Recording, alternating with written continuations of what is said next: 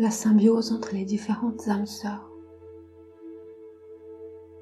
Imaginez quelqu'un qui tient 3 ballons avec des ficelles. Ces 3 ballons bougent au gré du vent. Ils sont légers, en harmonie.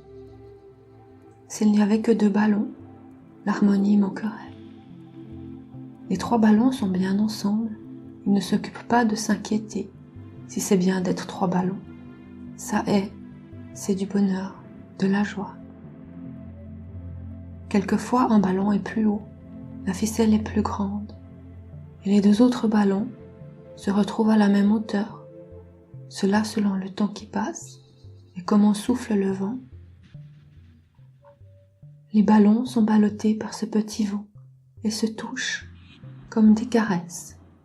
On sent l'électricité statique qu'il y a entre ces ballons, cette électricité qui fait vibrer les ballons entre eux, les assemble, leur donne envie de rester collés l'un contre l'autre.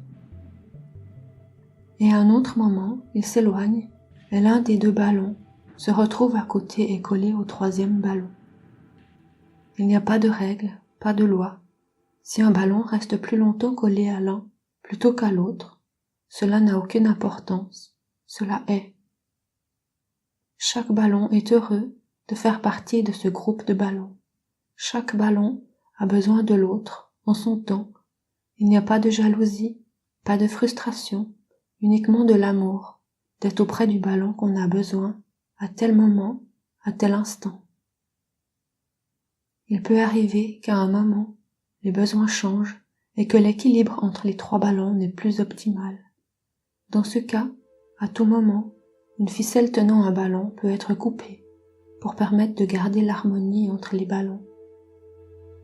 Quel que soit le nombre de ballons, le but est que chacun soit en harmonie, qu'il y ait 2 ballons ou 10 ballons.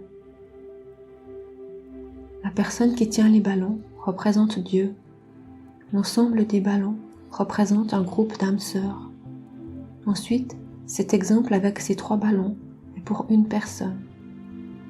Chacune de ces 3 autres personnes ont leur propre groupe de ballons, comme si on imagine une sphère avec des lignes horizontales et verticales. Sur une ligne horizontale, la personne avec ses 3 ballons. Et sur chaque ligne horizontale, une autre personne avec ses propres ballons. Les lignes verticales représentent le temps et relient chaque ballon entre eux, entre des lignes horizontales. C'est ainsi que se fait la connexion entre les ballons, entre les âmes sœurs. Aussi longtemps que chaque ballon est heureux, les ficelles qui tiennent les ballons seront solides. C'est lorsqu'il n'y a plus cette joie, plus cet amour, que la ficelle s'abîme et se rompt pour laisser s'envoler le ballon.